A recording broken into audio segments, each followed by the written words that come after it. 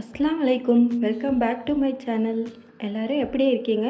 எல்லோரும் ரொம்பவே சேஃபாக ஹெல்த்தியாக இருக்கீங்கன்னு நம்புகிறோம். இன்றைக்கி சண்டேங்கிறதால ரொம்பவே ஸ்பெஷலான லன்ச் தான் பார்க்க போகிறோம். பிரியாணி அப்படின்னாலே எப்போவும் ஒரே மாதிரியே செய்யாமல் இன்றைக்கி கொஞ்சம் டிஃப்ரெண்ட்டாக டேஸ்டியாக ஒரு பிரியாணி ரெடி பண்ணலாம். வாங்க எப்படி செய்கிறதுன்னு பார்க்கலாம். அதுக்கு ஒரு கடாயை ஹீட் பண்ணிவிட்டு ஆயில் கொஞ்சமாக சேர்த்துடலாம். ஆயில் நல்லா ஹீட் ஆனதுக்கப்புறம் பீல் பண்ணி வச்சுருக்க உருளைக்கிழங்கு அதில் சேர்த்துட்டு அது கூட கொஞ்சமாக ஃபுட் கலர் சேர்த்துக்கலாம். ஃபுட் கலர் உங்களுக்கு தேவைப்பட்டால் மட்டும் சேர்த்துக்கோங்க. ஆயிலில் உருளைக்கிழங்கு ஒரு 5 நிமிஷம் வேக வச்சு எடுத்துக்கலாம். உருளைக்கிழங்கு உங்களுக்கு தேவைப்பட்டால் 2ஆக கூட கட் பண்ணி சேர்த்துக்கோங்க. இப்போது இதை ஒரு பிளேட்டுக்கு மாற்றி தனியாக எடுத்து வச்சிடலாம். அதே கடாயிலேயே பட்டை, கிராம்பு, ஏலக்காய், பிரிஞ்சி இலை, அன்னாசிப்பூ சேர்த்துட்டு நல்லா பொரிஞ்சு வரணும். அது கூட பொடியாக நறுக்கி வச்சுருக்க வெங்காயம் 2 சேர்த்துருக்கேன். பிரியாணி அப்படின்னா வெங்காயம் நல்லா கோல்டன் ப்ரௌன் கலரில் வரணும். அப்போ தான் பிரியாணியோட டேஸ்ட்டே அதில் வரும். இப்போ வெங்காயம் நல்லா கோல்டன் ப்ரௌன் ஆகணும். சீக்கிரமாக வெங்காயம் கோல்டன் ப்ரௌன் கலர் ஆகிறதுக்கு ஒரு பிஞ்ச் அளவுக்கு உப்பு சேர்த்து செஞ்சுக்கனா ரொம்பவே சீக்கிரமாக வதங்கி வந்துடும். இந்த டிப்ஸை நீங்கள் எப்போவும் ஃபாலோ பண்ணி பிரியாணி பண்ணுறப்ப பண்ணுங்கள். அது கூட 2 பழுத்த தக்காளியை சின்ன சின்னதாக கட் பண்ணி சேர்த்துருக்கேன். இதையும் நல்லா மிக்ஸ் பண்ணி விட்டுடலாம். தக்காளி ஓரளவாச்சும் மசிஞ்சு வரணும். அப்போ தான் பிரியாணி நல்லாயிருக்கும். இப்போது தக்காளி நல்லா வெந்து வந்துடுச்சு. அது கூடவே 2 ஸ்பூன் அளவுக்கு இஞ்சி பூண்டு பேஸ்ட்டு சேர்த்துட்டு நல்லா மிக்ஸ் பண்ணி விட்டுடலாம். இஞ்சி பூண்டு பேஸ்ட்டோட பச்சை வாசனை போகிற வரையும் வதக்கணும். பச்சை வாசனை போனதுக்கப்புறம் தான் மசாலா சேர்க்கணும். இப்போது இது கூட ஒரு பச்சை மிளகாய் சேர்த்துடலாம். உங்கள் காரத்துக்கு ஏற்ற மாதிரி சேர்த்துக்கோங்க. கொஞ்சமாக மல்லி புதினா சேர்த்துட்டு இதை நல்லா மிக்ஸ் பண்ணி விட்டுடலாம். இந்த மாதிரி பிரியாணி ஒரு தடவை செஞ்சிங்கன்னா அடிக்கடி செஞ்சு கேட்பாங்க உங்கள் வீட்டில். குழந்தைங்களுக்கு லஞ்ச் பாக்ஸுக்கும் இந்த மாதிரி பிரியாணி செஞ்சு கொடுத்தீங்கன்னா ரொம்பவே விரும்பி சாப்பிடுவாங்க. அது கூட 1/2 ஸ்பூன் அளவுக்கு மஞ்சள் தூள், 2 ஸ்பூன் தனியாத்தூள், 1 ஸ்பூன் மிளகாய்த்தூள், 2 ஸ்பூன் பிரியாணி மசாலா சேர்த்துக்கலாம். அது கூடவே எலுமிச்சப்பழ சாறு சேர்த்துடலாம். நான் ஒரு எலுமிச்சப்பழம் எடுத்திருக்கேன்.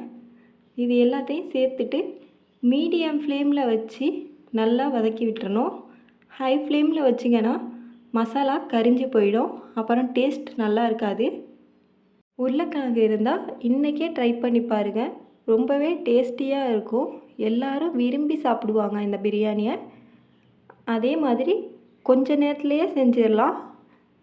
இப்போது மசாலா எல்லாம் நல்லா வதக்கி விட்டுட்டு ஒரு 2 நிமிஷம் அப்படியே வச்சிடலாம். அது கூட 1/2 கப் அளவுக்கு தயிர் சேர்த்துக்கலாம். தயிர் சேர்த்துட்டு உடனே கிளறி விட்டுறணும். இல்லைன்னா திரி திரியாக மாறிடும். தயிர் சேர்க்குறப்ப எப்போவும் மீடியம் ஃப்ளேமில் வச்சு சேர்த்துக்கோங்க. கிரேவிக்கு தேவையான அளவு நம்ம உப்பு சேர்த்துடலாம். சேர்த்துட்டு நல்லா மிக்ஸ் பண்ணி விட்டுருங்க. இந்த மசாலாவோட பச்சை வாசனை போகணும். ஒரு 2 நிமிஷம் குக் ஆனதுக்கு அப்புறம் நம்ம ஃப்ரை பண்ணி வச்சுருந்த உருளைக்கிழங்கையும் அதிலேயே சேர்த்துட்டு நல்லா மிக்ஸ் பண்ணி விட்டு லோ ஃப்ளேமில் வச்சு உருளைக்கிழங்கு வேகிற வரையும் நம்ம மூடி போட்டு வேக வைக்கணும். இப்போது உருளைக்கிழங்கு நல்லா வெந்து வந்துடுச்சு. நான் ஒரு 10 நிமிஷம் வேக வச்சுருந்தேன். இப்போது ரைஸ் ஒரு பாத்திரத்தில் மாற்றிக்கலாம். ரைஸ் நான் ஏற்கனவே ரெடி பண்ணி வச்சுட்டேன். அதுக்கு 1/2 கப் அளவுக்கு ரைஸை 1/2 மணி நேரம் தண்ணியில் ஊற வச்சுட்டு அது கூட ஒரு பாத்திரத்தில் தண்ணி சேர்த்துட்டு உப்பு, பிரிஞ்சி இலை, பட்டை, கிராம்பு, ஏலக்காய்லாம் சேர்த்து ஒரு 5 நிமிஷம் ஹை ஃப்ளேமில் வச்சு வேக வச்சு எடுத்துக்கணும். தண்ணி நல்லா கொதித்த பிறகு தான் நம்ம அரிசி எப்போவுமே சேர்க்கணும். அப்போ தான் சீக்கிரமாக வெந்து வரும். உதிரி உதிரியாக இருக்கும். ஃபஸ்ட்டே சேர்த்துட்டோம்னா அரிசி நல்லா உடஞ்சி வந்துடும். ஒரு பாத்திரத்தில் நம்ம ரெடி பண்ணி வச்சுருந்த ரைஸை சேர்த்துட்டு அதுக்கு மேலே பொட்டேட்டோ கிரேவியை சேர்த்துடலாம். அதுக்கும் மேலே திரும்பவும் ரைஸை சேர்த்துட்டு நல்லா ஈவனாக ஸ்ப்ரெட் பண்ணி விட்டுக்கலாம். அது கூடவே கொஞ்சமான ஃபுட் கலர் சேர்த்துக்கலாம். ஃபுட் கலர் எந்த கலர் இருந்தாலும் ஆப்ஷனல் தான். இது கூட கொஞ்சமாக நெய் சேர்த்துக்கோங்க.